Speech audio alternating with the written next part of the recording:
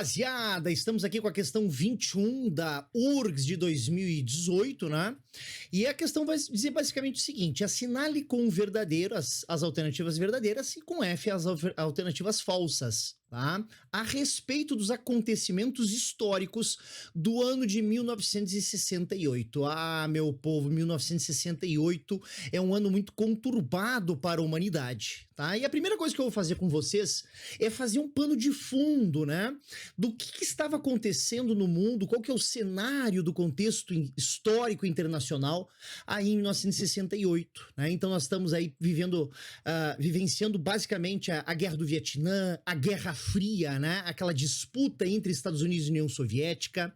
Nós temos também aqui nesse período, gente, o capitalismo no mundo ocidental, né? Assim como as consequências clássicas do sistema capitalista, que é a desigualdade social, né? A desigualdade de oportunidades, mas principalmente o processo de globalização, que se intensifica a partir de 45, né? E diz respeito, né, ao capitalismo. O capitalismo moderno, o capitalismo contemporâneo, o capitalismo, ele tem como principal característica, né, a globalização dos sistemas econômicos, tá? Então esse é o plano de fundo, tá? E aí nós vamos perceber na década de 60, né, os movimentos de contracultura. O mais famoso movimento de contracultura é, sem sombra de dúvida, o movimento hippie nos Estados Unidos. Mas vamos tentar compreender o que é esse movimento de contracultura. O movimento de contracultura é um movimento normalmente protagonizado pela juventude contra a perspectiva de cultura, contra o pensamento, contra a forma de pensar, né, a mentalidade das gerações mais velhas, das gerações mais antigas. Ou seja, o que nós temos nos movimentos de contracultura? Um choque de gerações.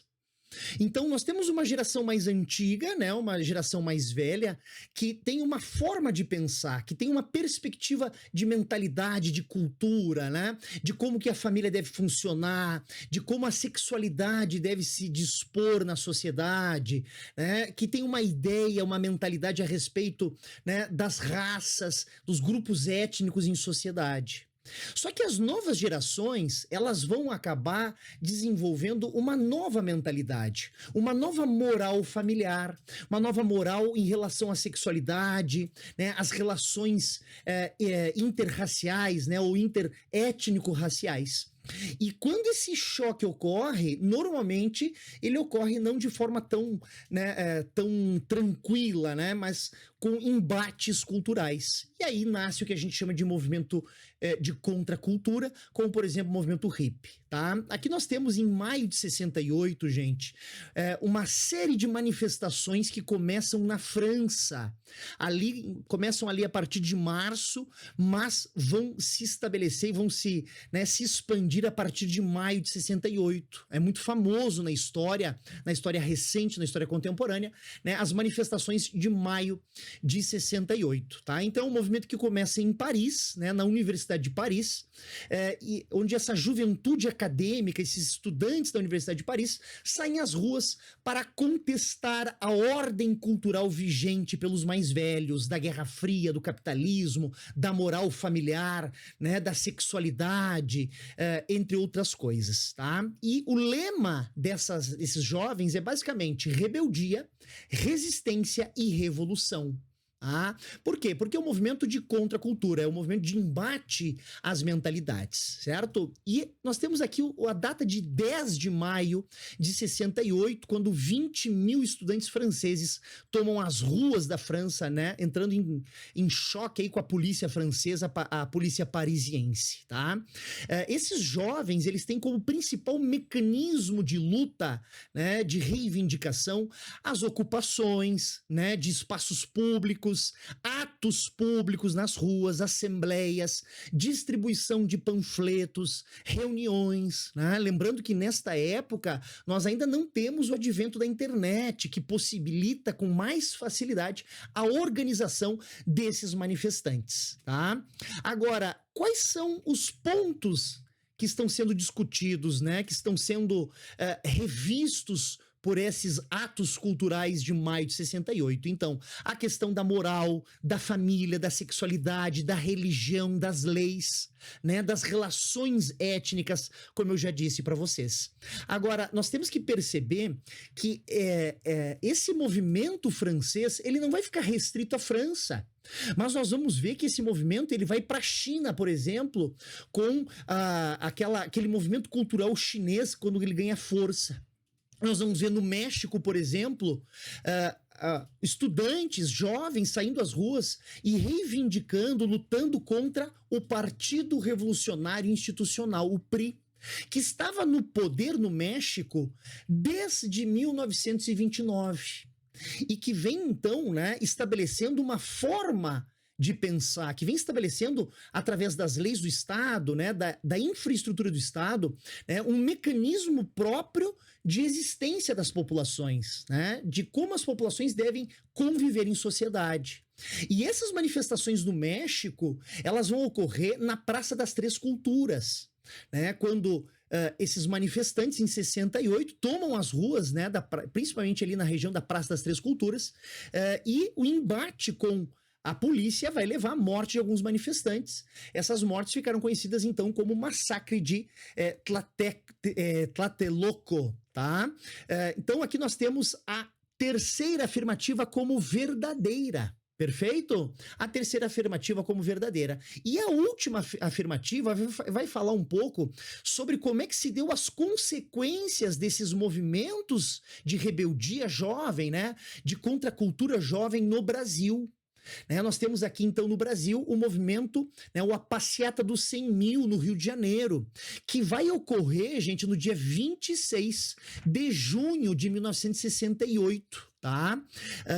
Então, aqui nós temos, né, uma ditadura militar que se estabeleceu no Brasil desde 64. Só que em 68 é que as manifestações vão começar a demonstrar o seu descontentamento, né? Vão começar a demonstrar a sua revolta contra esse sistema ditatorial, essa ditadura civil e militar que se estabelece no Brasil. Tá?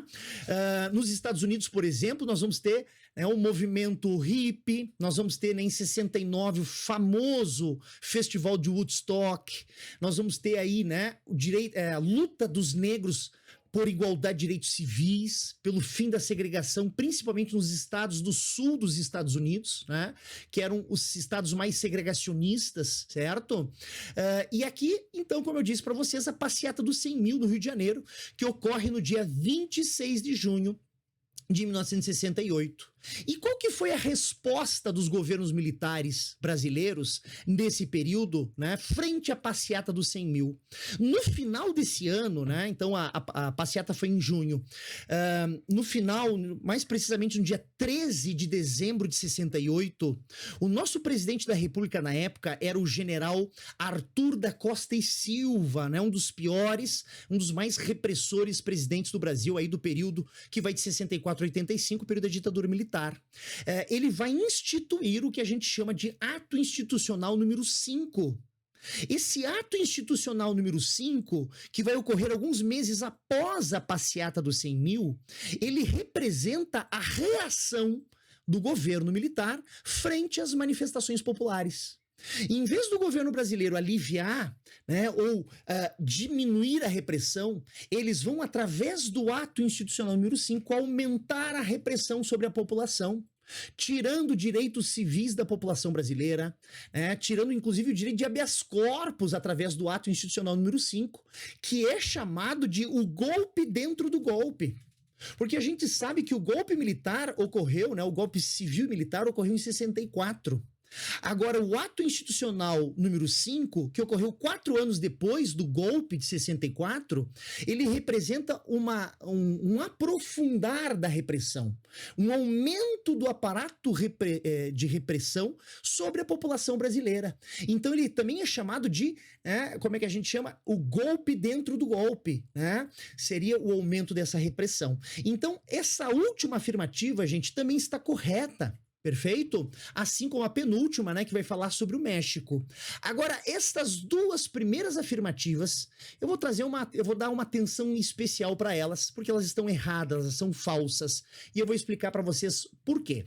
Então, olha a primeira afirmativa. Na Polônia, a chamada crise de março, quando ocorreram greves e protestos estudantis, né, contra o governo comunista que levou a União Soviética a invadir o país e auxiliar na repressão dos manifestantes da Polônia. Tá? Então a gente tem que lembrar que a Polônia fazia parte da União das Repúblicas Socialistas Soviéticas. Era uma das repúblicas satélites da Rússia Soviética, né?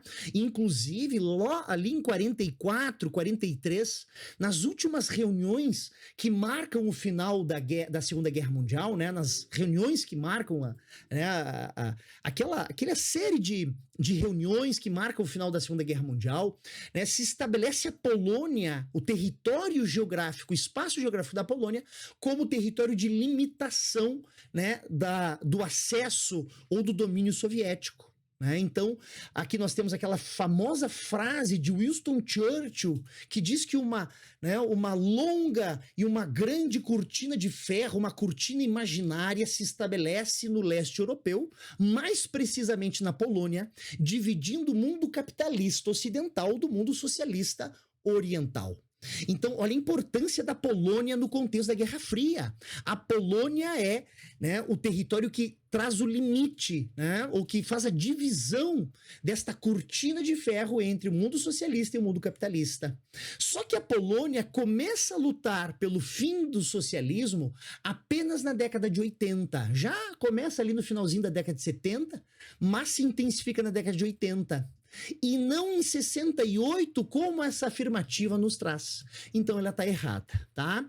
E na segunda afirmativa, que eu vou ler para vocês, ela diz o seguinte: nos Estados Unidos, o presidente Lyndon Johnson recusou-se a assinar o Ato dos Direitos Civis e manteve a segregação racial entre brancos e negros, né? Manteve o amplo apoio ao governo, a legalidade da segregação racial. Então aqui nós temos uma questão muito importante, lembrando aqui uma personagem muito famosa desta luta por direitos civis nos Estados Unidos, a Rosa Parks, né? Que estava num ônibus, né? E ela sentada no ônibus, chegou um grupo de pessoas brancas e disseram: olha, tu é negra, tu tem que sair do banco para me sentar. E a Rosa Parks disse: não, eu já sou uma senhora, tô cansada e não vou sair daqui. E ela se recusou como um ato de resistência. Ela foi imediatamente presa, fichada na polícia, né? Por quê? Porque ali no Alabama, né, no sul dos Estados Unidos, na cidade do Alabama, havia muita segregação racial, étnico-racial. O espaço no ônibus que era para os negros, o espaço que era para os brancos, bebedor para negros, bebedor para brancos, escolas para negros, escolas para brancos. E ela, nesse ato de resistência, ela vai se recusar a se levantar do banco. É a partir deste ato de Rosa Parks que vai se tornar muito famoso, né? Aquele pastor batista chamado Martin Luther King, o Dr. King, que lutava por um sistema, né, de desobediência civil, né, de desobediência civil, de resistência pacífica contra essa situação de segregação, contra esse segregacionismo, né, nos Estados Unidos. Agora, olha que interessante, o Lyndon Johnson foi vice-presidente dos Estados Unidos de 61 a 63. Ele era o vice-presidente do John Kennedy, presidente que foi assassinado em Dallas, né, no Texas, em novembro de 63. E depois de ser vice-presidente, de 61 a 63, ele vai ser presidente dos Estados Unidos, de 63 até 69. Ele vai acabar o mandato do John Kennedy como vice-presidente empossado, e depois ele vai se eleger presidente dos Estados Unidos. E ele assina, né, o Ato dos Direitos Civis, que acaba com a segregação racial nos Estados Unidos, já em 64. Então, em 68, que é o ano da temática da questão, o Lyndon Johnson já havia assinado o Ato de Direitos Civis favorável ao fim da segregação. E não contra a segregação, como afirma essa afirmativa aqui, essa alternativa, essa segunda alternativa aqui da questão 21. Perfeito, gente? Grande abraço. Fala pessoal, nós temos aqui então uma questão 22 da URGS de 2018, né? E o texto começa falando de um economista norte-americano chamado Milton Friedman. Milton Friedman foi prêmio Nobel de economia, né? Então ele é da escola de Chicago, uma escola que tem como característica o neoliberalismo, né? Uma economia de livre mercado. E o Milton Friedman é um dos precursores, né? Um dos expoentes dessa escola neoliberal de Chicago. E aqui ele foi basicamente o consultor, né, como economista, consultor do ditador chileno Augusto Pinochet, que tomou o poder no Chile em 1973, né, no dia 11 de setembro de 1973. Então vou ler o texto para vocês aqui, o texto, né, que faz referência a Milton Friedman, esse economista da escola de Chicago, da escola do livre mercado. Inclusive é muito polêmico o Milton Friedman aí, em alguns aspectos, como por exemplo a liberação das drogas, né? Ou seja, a liberdade total do indivíduo em relação às suas escolhas, né? O que faz característica, né, as escolas liberais, né? As escolas do capitalismo liberal que iniciam seu pensamento lá no século XVIII com, né, o famoso economista escocês Adam Smith, né? Então Milton Friedman aprendeu a explorar os choques e crises de grande porte em meados da década de 70, né? Então, por que tá falando de meados, o início da década de 70? Por causa do ditador Augusto Pinochet, né? O ditador chileno que toma o poder, né, do Salvador Allende, quando atuou como conselheiro do ditador chileno, a general Augusto Pinochet.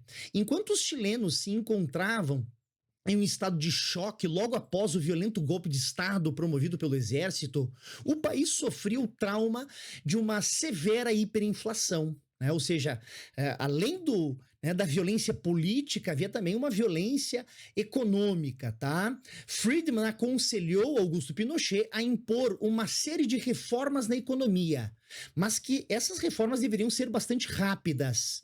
Corte de impostos, né? Porque essa é uma linha muito importante do pensamento neoliberal, né? Baixo grau de impostos, né? O Estado mínimo, né? Ou seja, o Estado não tem que ficar cobrando imposto. A atuação do Estado na economia deve ser o mínimo possível, o menor possível, né? Livre comércio, né?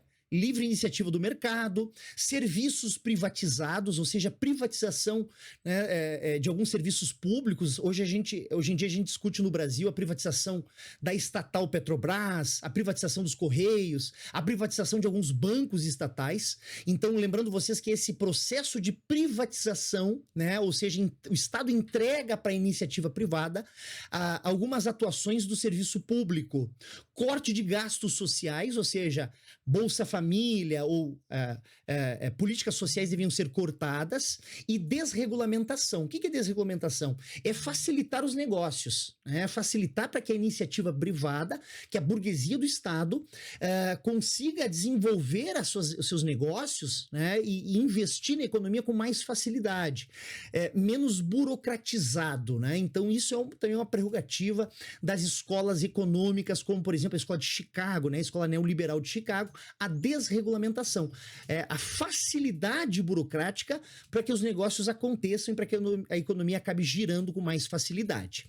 Foi a estratégia mais extrema de apropriação capital jamais tentada em qualquer outro lugar, e ficou conhecido como a Revolução da Escola de Chicago por causa desse representante, né, o Milton Friedman, como conselheiro do Augusto Pinochet. Então vamos dar uma olhada ali na pergunta. O segmento faz menção à política econômica imposta pela ditadura de Augusto Pinochet no Chile, de 73 a 1990, né? Então 11 de setembro de 1973, sob a orientação do economista da chamada, né, ou dos economistas da chamada Escola de Chicago, entre eles o Milton Friedman, que a gente já falou um pouco dele. Assinale a alternativa que indica essa política, as suas características. Então vamos dar uma olhada na A aqui, ó, gente, a adoção de uma política econômica socialista. Então aqui chega a ser uma facada no rim do Pro Rafinha essa A, né? Por quê? Porque a economia socialista é uma economia planificada. É uma economia com forte interferência do Estado na economia, o Estado regulador da economia. E o que quer Augusto Pinochet, o que pratica Augusto Pinochet, sob a orientação da Escola de Chicago, é justamente o inverso de uma economia planificada, né? Com forte gerência do Estado. É o Estado se afastando da economia. É o Estado mínimo, é o Estado, né, se envolvendo minimamente possível, né, ou colocando o menor número de regras no jogo da economia. Então ela está muito errada, tá? Porque é justamente o contrário que foi praticado no Chile de Augusto Pinochet. Mas eu vou terminar de ler a questão para vocês.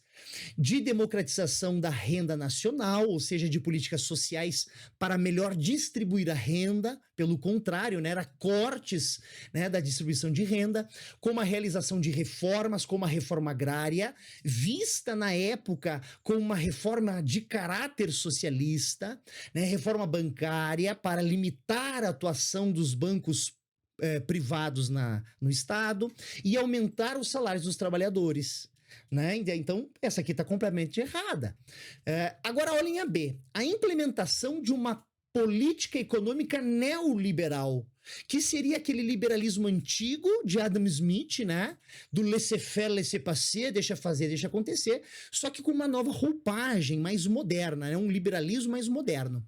De transferência, né, de instituições públicas para empresas privadas, que é o que nós comentávamos no texto anteriormente, a privatização, como nós discutimos hoje no Brasil, a privatização, né, da Petrobras, a privatização, ou seja, eu tiro do Estado, o Estado deixa de ser dono dessas empresas, né, deixa de atuar em alguns ramos de serviços e eu transfiro esses serviços para iniciativa privada, ou seja, privatização. De contratação de renda, de contração da renda dos trabalhadores, ou seja, eu vou diminuir o salário dos trabalhadores para que a burguesia tenha acúmulo de capital necessário para investir na economia. Então tá correto. E de abertura econômica ao capital financeiro internacional, ou seja, abertura do capital chileno para a globalização internacional, para o mercado, né, internacional. Então, a B é a correta, porque nós temos todos os movimentos econômicos típicos do neoliberalismo, né, e da Escola de Chicago nessa alternativa B. Perfeito, gente? Fala, galera! Agora com a questão 23, URGS 2018, falando um pouco sobre a África contemporânea, a África dos dias atuais. Vamos então, primeira afirmativa. Em alguns países, a recente ascensão de grupos fundamentalistas, né, extremos, né, extremismo islâmico, como Boko Haram da Nigéria, o Al-Qaeda, principalmente norte e noroeste da África, ali na região do Maghreb, e o Al-Shabaab da Somália, tem favorecido a desestabilização política na região. A tá certíssima, tá? Então vamos pensar o seguinte, gente. Todas as configurações islâmicas, os grupos islâmicos, eles possuem uma sharia. O que é uma sharia? A sharia é a lei humana, a lei terrena, né, a lei do Estado, a lei dos homens, com forte influência do Corão, né, e dos ditos sagrados do islamismo. Então, essa fusão das leis do Estado com as leis religiosas do islamismo, nós temos as sharias. E cada grupo islâmico tem a sua própria sharia. Algumas sharias são mais radicais, outras sharias são menos radicais, digamos assim, tá? E nós temos três grandes grupos de extremistas islâmicos que tem uma sharia muito, muito, muito pesada, uma sharia assim muito fundamentalista, atuando na África atualmente. Nós temos então o Boko Haram, que foi fundado aí recentemente, né, início do século XX, que representa, né, o extremismo islâmico na Nigéria, perfeito? É importante nós lembrarmos que Boko Haram significa educação não islâmica é pecado, ou educação ocidental é pecado. Tá? Fica ali então a região da África subsaariana, África negra, e eles têm práticas assim, extremamente violentas. Por exemplo, em 2014, né, notícia de 2014, o grupo Boko Haram sequestrou quase 300 meninas, 276 meninas entre 16 e 18 anos, para transformá-las em escravas sexuais e vendê-las como escravas sexuais, né? Então a gente vê aqui o radicalismo do Boko Haram. É proibido, por exemplo, dança, música ocidentais, tá? Além do Boko Haram, na região sul da Somália, nós temos então o Al-Shabaab. tá? O Al-Shabaab, que significa aí, né? Al-Shabaab é a juventude, né? É um grupo que se funda aí basicamente em 1990, 1991, se não me falha a memória, tá? E também nós temos o Al-Qaeda. É claro que o Al-Qaeda tem várias ramificações, vários braços armados, né, no Oriente Médio e na África. Só que o Al-Qaeda principalmente atua ali no noroeste africano, região que a gente chama de Maghreb, né, e o norte da África principalmente, tá? Esse grupo, sim, é fundado em 2004, e vai representar aí, então, uma grande desestabilização política na região da África, esses grupos, perfeito? Lutando contra os estados locais. A questão 2, no sul do continente, a vitória recente das guerrilhas socialistas contra os governos de Moçambique e Angola significou a recolonização formal da região pela China. Primeiro, né, a região do Moçambique e da Angola não foram colonizadas pelos chineses, foram colonizadas pelos portugueses, né? Então são colônias portuguesas. Essas lutas, gente, não são tão recentes, elas são aqui a partir da década de 70, quando Portugal passa pela Revolução dos Cravos em 74, né, revolução essa que marca o fim da ditadura do Estado Novo, né, ditadura salazarista em Portugal. Tá? Então essa questão está errada, porque não há uma recolonização chinesa, não houve nenhuma colonização chinesa, né? São regiões de colonização portuguesa, tá? E na 3, em países como Serra Leoa e Libéria, a mineração e o comércio de diamantes foram fundamentais para maior desenvolvimento econômico e a estabilidade de seus regimes democráticos. Ou seja, o que essa afirmativa está dizendo? Que essa riqueza natural da região de Serra Leoa, né, principalmente Serra Leoa, mas também da Libéria, como os diamantes, acabaram sendo utilizados para o melhor desenvolvimento econômico dessas populações, desses países, e uma estabilidade política democrática. E esta não é a realidade, né? Então nós temos aí a exploração de países estrangeiros, né? Populações estrangeiras que vão lá explorar esses diamantes, e brigas entre milícias locais pelo domínio desses diamantes, né? O que vai levar a uma série de guerras civis, principalmente em Serra Leoa. Inclusive tem um filme, gente, muito bacana, vale a pena assistir, que é Diamantes de Sangue, né, protagonizado aí pelo bonitão do Leonardo DiCaprio, que vai falar um pouco sobre esses conflitos étnicos pelo domínio das riquezas naturais e os diamantes em Serra Leoa. Então, a única afirmativa correta aqui é a afirmativa número 1, né, tornando a alternativa A a única alternativa possível nesta questão 23. Vamos agora então, gente, para a última questão de história geral da URGS 2018, a questão 24, que é basicamente uma questão de atualidades, né? Praticamente não é uma questão de história, é uma questão de atualidades, que são as famosas questões de verdadeira ou falsa da URGS, né? Referentes então ao processo eleitoral ocorrido no Brasil e na América Latina no período aí dos últimos 10 anos. Vamos lá então. Gente, primeira questão, no pleito presidencial francês de 2017, houve um avanço político das forças de extrema-direita. Até aqui tá certo, viu? O crescimento da extrema-direita na França nos últimos anos, nas eleições dos últimos anos, representado pela conquista da presidência pela Frente Nacional de Marine Le Pen.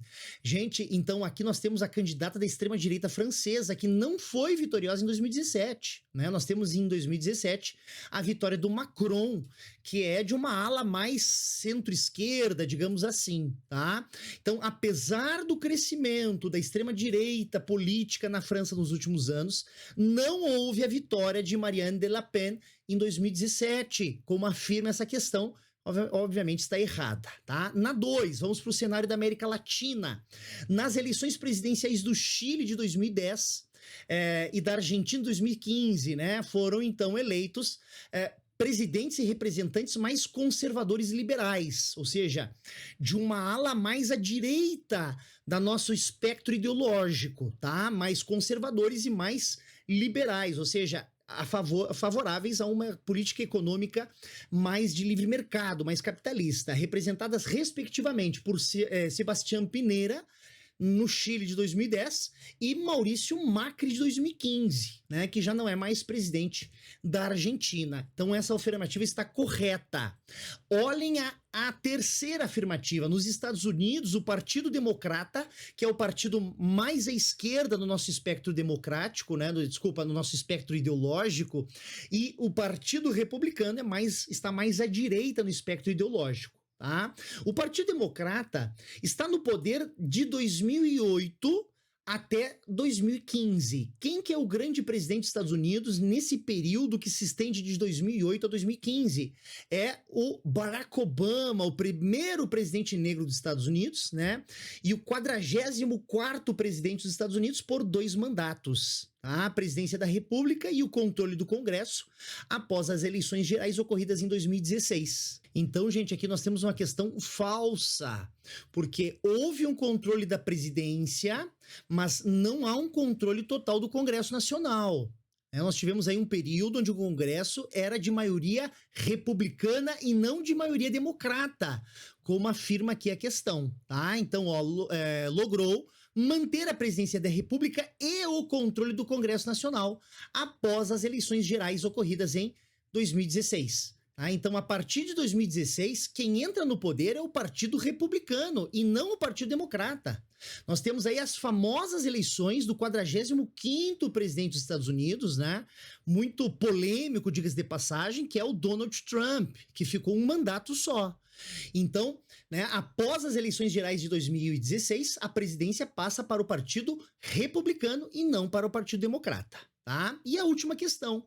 Nas eleições parlamentares da Alemanha de 2017, né, seguindo aí a mesma lógica da França, a extrema-direita nacionalista, representada pelo Partido Alternativa para a Alemanha, retornou ao parlamento alemão após um período de mais de 7 décadas, 70 anos, fora do Congresso alemão, fora do parlamento alemão. Então aqui nós temos também algo importante, esse é um movimento internacional, né? O extremismo de direita voltando ao poder ou demonstrando, né, a sua capacidade de tomar o poder nos países, mundo afora. Então, como nós já citamos a França, por exemplo, né? A França, gente, a França também há um crescimento da extrema-direita e a Alemanha, em 2017, depois de 70 anos, sem a presença desses partidos de extrema-direita, né, depois da Segunda Guerra Mundial, né, nunca houve, né, uma participação, uma representação significativa desses partidos que voltam, então, em 2017. Perfeito? Beijos, valeu, galera!